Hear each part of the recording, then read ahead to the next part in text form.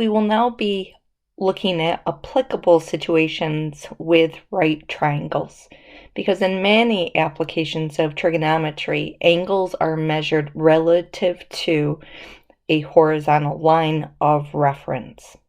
So if we think about, for example, walking along a sidewalk, and so your natural line of sight, so if we put you as a person right here, your natural line of sight as you're walking is straight out. And so that is our imaginary horizontal line that we're going to be referring to. So now pretend that you're walking along and you're coming across a building. And this building is perpendicular to your natural line of sight. And in this building, a person is standing and just kind of looking out this window. So there's our person. And notice their natural line of sight is actually parallel to your natural line of sight. So what's going to happen in this situation is, in order for you to see the person standing in the window, you're going to have to raise or elevate your line of sight so that you can actually see the person. So your horizontal line is your natural line of sight, and to look at this person, you're going to raise your natural line of sight. So that's what it's going to look like in order to see this person. And notice, your head has to tilt up. And so this is what we call the angle of elevation, because you have elevated your line of sight. So now think about what the person has to do in order to see you. So their natural line of sight is parallel to your natural line of sight, and those are both recognized by our imaginary horizontal lines. So in order to see you, this person is going to have to look down or depress their line of sight. And so this is known as the angle of depression. And if you think about the fact that, well, this is really all based on a right triangle, isn't it? And so if I'm going to just extend that line right there. Okay, so now we have another right triangle. And so the angle of depression is built upon this 90-degree angle. And then the angle of elevation is complementary with this angle right here. Well, that angle with the angle of depression adds to be 90 degrees.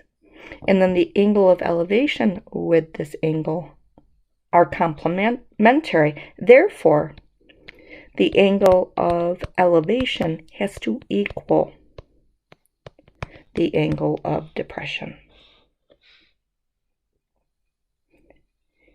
So definitions: an angle of elevation. So an angle of elevation is an angle measured upward from a horizontal line of reference, while an angle of depression is an angle measured downward from a horizontal line of reference. And then we do need to note how an angle of elevation relates to an angle of depression, and they are equal to each other. So an angle of elevation is equal to the angle of, and I just noticed, of depression. So we're going to look at an example together. So suppose that a farm worker determines the distance along the ground from her position to the base of a palm tree is 16 feet. She measures the angle of elevation from her eye level of 5 feet to the top of a tree to be 45.9 degrees. Now, in order for a palm tree to be harvested, it must be at least 20 feet tall. So we want to know, is this palm tree going to be able to be harvested? So let's draw this to give us some perspective. So we're gonna have my amazing drawing skills in action. So this is the farmer, and her neck is obscenely long, so I'm gonna redo that. That looks a little bit better there. Okay, so I wanted to make sure we understand that she is on the ground. And then the palm tree. Okay.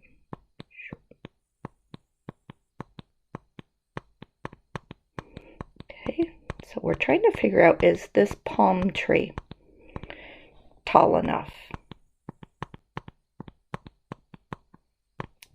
Okay, my amazing drawing skills again in action. So the palm tree is acting as our object that we're actually going to be focusing on.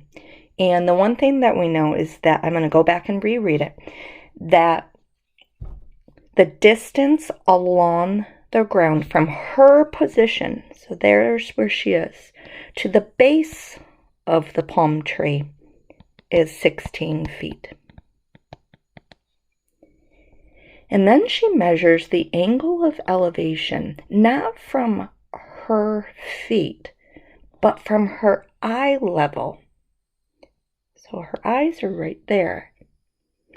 And the eye level is 5 feet. So that means this is 5. So now we're getting some more information here. So it's still 16 feet from her eye level of 5 feet above the ground to the palm tree. And the angle of elevation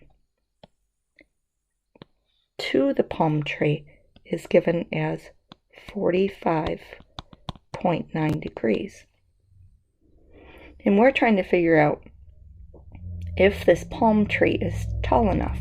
Now we've got to recognize right there, we've got a right triangle, don't we? And we know that the base of this right triangle is 16 feet. The angle right here is 45.9 degrees. And we're trying to figure out the height of this palm tree. But this part is 5 feet, and this part is unknown. Now notice, in relation to our angle of elevation, we have x, which is opposite. And then we have the base, which is the adjacent side. So we're going to use tan here, aren't we? Because tan of any angle is defined as opposite, which is unknown, over adjacent, which is known, and is known to be 16.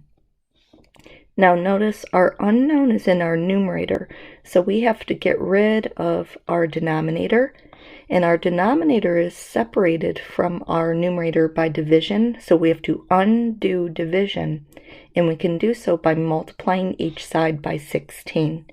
So 16 times the tan of 45.9 degrees is equal to x. And if we perform that multiplication, that means x is about 16.5 feet. So it looks like this palm tree is not tall enough to be harvested, because harvested, it needs to be at least 20 feet tall. But remember, this was from her eye level of 5 feet. So we're going to write that as a statement. But this was from 5 feet up.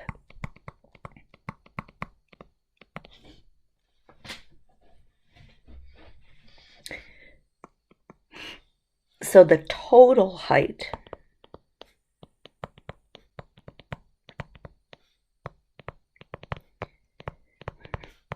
is 16.5 feet plus our 5 feet.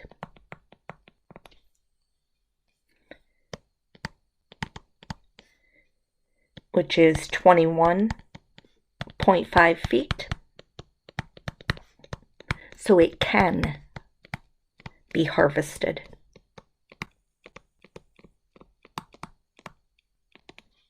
Okay. So your question: a pilot on an airplane flying at an altitude or height of 1 mile sights or sees a point at the end of a runway. The angle of depression is 3 degrees. And you are asked to determine, well, then what is the angle of elevation? And I do want to just draw this though. So the altitude is 1 mile. Here's our plane. And in the plane,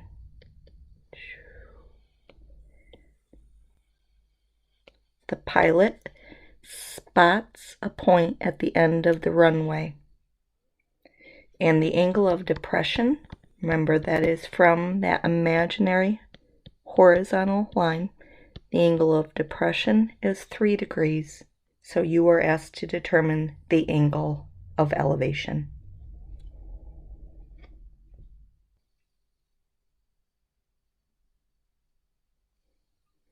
Our next example: a boat ramp measures 30 feet. At the highest point, the height of the ramp above the water measures 3.7 feet. To the nearest tenth of a degree, determine the angle the ramp makes with the water. So I tried to use colors here to help you out, and you can see that in your video, but not in your guided notes.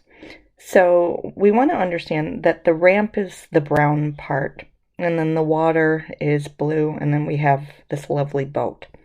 So at the highest point, so that is right here, isn't it? The height of the ramp above the water measures 3.7 feet. So 3.7 feet. And I want you to also see, we just drew a right triangle here, didn't we? So there's our right angle. And then we also have that beginning sentence, which is so important. A boat ramp measures 30 feet. So is that the blue line or is that the brown line? Well, remember, as I said, the ramp is in brown. So that's what you're actually walking on to in order to get to the boat. You can't walk on water, right? So our ramp is 30 feet.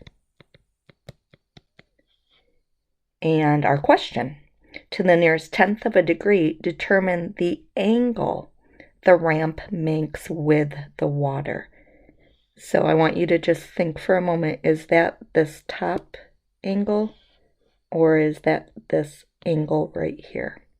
So the angle the ramp makes with the water. Well, this is the ramp, but if I were to look right here, do you see where the little dot is?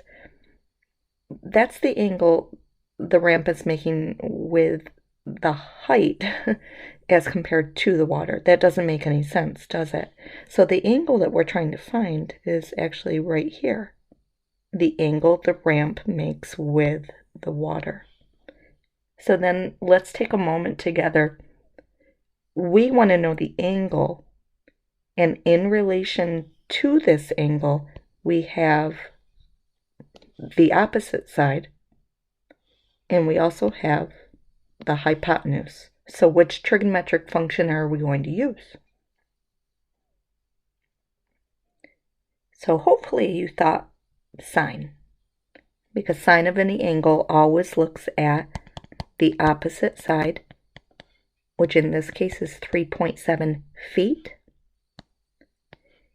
I'm going to actually tuck those feet right in there. And then over the hypotenuse, which is 30 feet. Now notice our units match, and feet divided by feet, that's gone. So sine of our angle is equal to 3.7 over 30.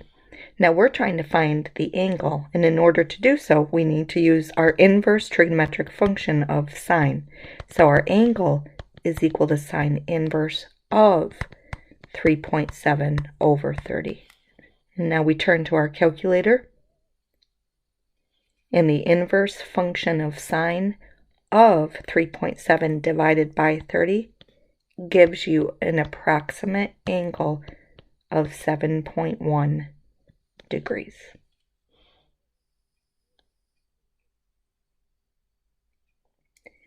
For your second question, a 12-foot ladder leans against the side of a house. So I'm going to take that information. I'm going to draw the house.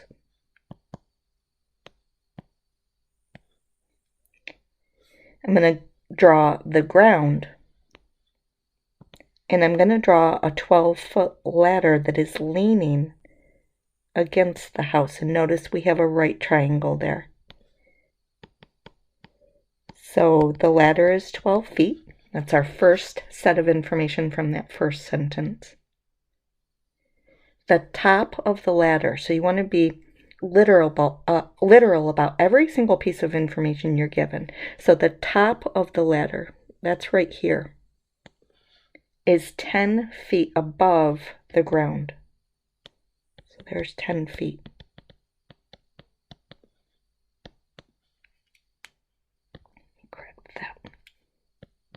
There we go, 10 feet. Which trigonometric function can you use to determine the angle the ladder makes with the ground?